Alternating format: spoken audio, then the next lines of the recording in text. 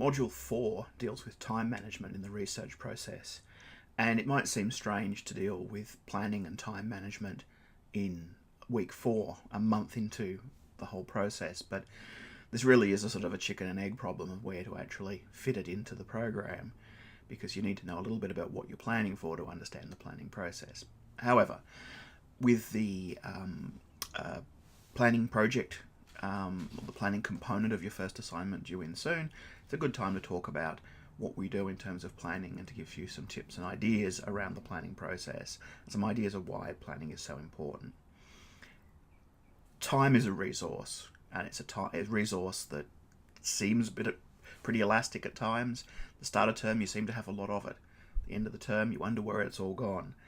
And having good skills to manage that time is one of the key predictors of success. I mean, here's an example. Students will often say, I hate exams, I'm terrible at exams. And, there is different capacities for doing exams. But one of the key issues students don't fail to see in this equation is if you don't manage your time well and set aside a time every week for revision and study and reading, if you let the alarm call of regular assignments, the due dates that are obviously louder than anything else in your time frame, if you let that overwhelm your regular review and study, of course you're going to get behind, and of course you're going to struggle when exam week comes around. So the people who do well are people who balance their time well, who start studying early, keep to regular habits, and even though there's an assignment due this week, you don't throw everything else aside because of that one assignment that's due. Because you planned your time well, you're already substantially down the track at actually completing that assignment, and you have time to do your reading for all your other subjects. You have time to look over your notes, to revise your notes, and do all those things that you need to do in order to perform well in exams. So it's often one of those skills. It's something we don't talk about very much. It's something we don't really teach in the normal law curriculum, which is why we're putting it in here. And it's something that people can end up, I guess, a bit deluded about how they spend their time and what they do. And a lot of people who feel that they're extremely busy and have extremely high study commitments often find that when you start looking at the way the work is organised and time is organised, a lot of that time is not spent well or efficiently. And sometimes you'll find that you're not actually spending that much time on study as you think. When you actually, there's a exercise that we're going to do this week where we're going to look at budgeting your time, and quite often people who feel as though that they're working extremely hard, when they actually come to look at what other people are doing, particularly at what people who are performing really well are doing, realizing that they're actually not actually investing that much time in their study comparatively. And maybe the people who are doing really well are doing so because of that time commitment and the way in which they manage that time. Not meant to be nagging, not nagging you about the decisions that you make, but also encouraging you to be responsible for your decisions. That if you are balancing a whole lot of things in your life and study as well, then you're not going to perform as well as someone whose sole important focus is study. And that's the way the world is. Time, like anything else, is a resource that you have to manage and decide on where you're going to spend it. All right, the reading this week is concentrating on postgraduate students and dissertation student skills at structuring their time around a dissertation. I think it's useful for you to read, particularly those of you who are thinking to go on to postgraduate study. And I think a lot of the advice is still very strong for people who are studying and completing projects at the undergraduate level. But I think it's a useful thing to think of. There's not a lot that's written that's terribly good on the time planning aspect. We've got quite a few videos this week, and I think videos are often maybe it's a more efficient way to spend your time to get the information across more quickly. I'm not sure. And indeed, in the equilibrium section of this week's notes, there's a lot of few videos on motivation, and that's really the individual part of time management and time planning. And that's about how do you avoid procrastinating, how do you stay motivated, how do you stay focused. In the real world, time management is much more about the team. It's much more about the process of getting all the people together who need to do things to work on a project. And as the world grows more and more complex, the number of people involved in projects becomes larger and larger. Therefore, having good time management skills becomes increasingly important. Now, this is a stark contrast to the academic world. And I think maybe the world of academic work, such as I do, is one of the few bastions in society where people still do individual work. Maybe being an author or being an artist is something that also is a situation where you spend a lot of time working around your own deadlines and organising yourself. And one of the problems when we come to talk about assessment is that as academics we tend to transpose that model on to the assessment into the assessment world. Realistically, in the real world, people are never sent away by themselves to do projects and then to hand it in without anyone else looking at it at the end of the day, cross your fingers and hope that it's good. That just doesn't happen. But for a variety of reasons, that's the way we do things in the academic world, and that's the way we assess you, even though it's not a very accurate model of reality. Of course, trying to model group work is equally problematic because most group environments, there's a power structure and a power relationship where you can hopefully manage the commitment of people in those groups. It's not easy, it's never easy, but at least if someone in the workplace is failing to contribute, there's consequences and there's remedies, not very nice ones usually, and people don't like getting involved in that conflict, but there's remedies. And we can't, again, easily transpose that into the student learning environment and say, well, we're just going to put you all in teams because that's what the real world does, and we're going to make you work in that group. Because you know what happens with group assignments. You've done them in the past, I'm sure. Half the people never show up, and then there's all sorts of conflict, and there's no clear power structure as to whose responsibility is to set deadlines and to manage those things, and it usually ends up a fairly acrimonious process, or it ends up with one person doing the whole work for the group and everyone else being a free rider because that's easiest for everyone, including the person who does all the work.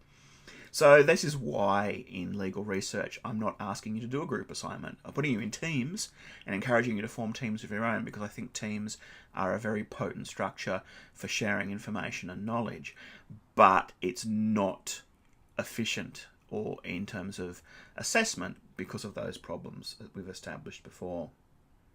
So we're in this weird position where we're really focusing on individual team time management techniques and planning structures and planning techniques, but we're hoping that these are things that are going to be appropriate to you in the organizational context. And, you know, in organizations, there's structures. There's people above you who want to see results. So there's people who are directing you and what you do. There are often, as you progress in your career, also going to be people who work for you that you have to give direction to. You have to supervise their work, and so on. So there's a structure. And being able to plan in that structure is important. Being able to set appropriate deadlines and being able to do that in a way which is not overly prescriptive is also, I think, very important, because you don't want to spend all your time managing what other people do. You need to be able to do your work yourself. And there's all kinds of challenges in those environments. I mean, managing flow of information is a key issue. The idea of leadership is very important, and leadership is much more important than saying who's the boss. Leadership is about respectfully recognizing different people's skills and strengths and positions and being able to use those. And often there's that disjunction between management and leadership. And management, they mean quite different things, and that's very apparent in research projects, where you might want a manager who is good at organising people, but also a leader who has the knowledge and the skills and the capability to lead others, even if they're not involved in that management process. And there's also a question of what I guess could loosely be called authenticity, where groups can do strange things, and in psychology this is called groupthink, but can end up off goal, and you need a sense of being able to stay on task and to remain authentically connected to what that task is. Now, I see that myself as a university lecturer in the kind of strange games of Chinese whispers that go on amongst students, where someone will send me an email and say, is it true I heard X? I heard there's an assignment due this week, or I heard we don't have to look at this in the assignment, or I've heard such and such. And some of them are pretty extreme.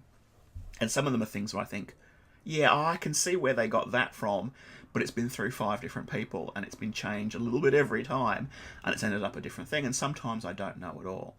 And I think this is something to be conscious of and start thinking of when you're in groups, is there are often people whose role in the group seems to be to confuse other people. And you need to be aware of that. And if you're that person, you need to be worried if you're that person and to think about what you're doing. And you'll often end up with 4 really certain people in a room, and the 5th person will come in and say, I'm totally confused, I'm totally stressed out. And before long, the other 4, who actually knew what they were doing, end up somehow infected by that confusion. And you end up with everyone saying, we're so confused, we're so stressed, we don't know what's going on. 9 times out of 10, you can track it back to one person. And that one person is someone who often does it for whatever reason, time after time after time. So be wary of that. And the strategy that I would think is the most useful there is not to confront the person and say, you're the confuser, you always do this, you undermine everyone and you make everyone confused. Is always go back to the original documents. And people don't do that often enough. If someone's saying, oh my God, there's an assignment due in, I've heard there's an assignment due in, I don't know what's going on, have a look at the course outline, have a look at Moodle, look and see when the assignment's due. If someone says, oh, I was told that someone told me that Scott said in a tutorial to someone who told me that someone else said this, that we don't have to cover topic B in the assignment, go back to the assignment, go to the criteria, see what it says. If the assignment criteria doesn't say don't cover topic B, you're right, that person's right. If it doesn't say that, maybe you need more clarification. But always look for sources, and this is the authenticity issue again, and as lawyers you should know to always do this. If someone says, I heard Scott said he told someone this, what's your source? Where does it come from? Does it come from perusal? Does it come from a Moodle post? If the answer is, I heard it from somewhere, it's likely to be bullshit. And it's likely to be something you can safely ignore and not let that tie into your sense of anxiety going, oh my God, there's something I don't know about. I'm not over all of this. I'm starting to panic. Because it's very easy to get into that trap and to get into that cycle of hearing all these little things that chip away at you. And you start thinking, well, maybe I'm not as certain as I thought I am. You know, this person said this and they're saying that everyone's saying this. And that's another one that these sort of people often say. Everyone is saying this. Who's everyone? Just this one person generally. But when they say it, it's just enough to destabilize other people. So there's some things to think about there with your group dynamics. And most of you will be in your 2nd year by now, if not further down your academic career. And you'll hopefully be able to see these patterns happen again and again. And, you know, realize that as academics, we're not here to trick you. We're not here to try and fool you or create things that are needlessly complicated. But often, the answer is about going back to the original text. Same as it is with the law. You don't say, a friend of mine said that section 5 of the criminal code said this. You have a look at what the criminal code said. And I guess that's again, the coming back to that idea of working in an organisation is that sense of authenticity, right? It's about making sure that when you're doing things that you're actually dealing with authentic information and you have sources for where that comes from. The other thing we'll talk a little bit in some of the materials this week is the concept of working over time and working with legacy. Now, this doesn't necessarily happen in the academic world as a student, but it works all the time in the real world when, not just in the research context, where you inherit something. You inherit a project that's partway through, you inherit a file. And you are very reliant on that team member who is probably not even in the organisation anymore, who started that project. And it also means that the work you do can often end up as a legacy to someone else who's reliant on you doing the right thing, filing things in the right place. And you hear all sorts of horror stories of people in practice who are given a client and they go to the file, they open the file and there's just nothing in there because the person who's just left the organisation, who was only there for a couple of months, didn't file anything, didn't put anything where it was supposed to be, didn't save anything in the drive they needed to be, and that stuff's a nightmare. And it's the same with research, is that serial collaboration. You might be working alone in time, but you're also working with 3 people before you had the file, and you're working with the 4 people after you who are going to inherit the file after you're gone. Okay, so the workshop this week, we're focusing on the planning process, and we're looking at how you can turn the general ideas that you've been having around the law reform project into a practical plan of how to go ahead. And we'll give you some structure around that. And the starting point is really, what do you do now? And that's something to really think about. When you go into a project or an assignment or whatever, where do you currently start? How do you organise your time? Think about that.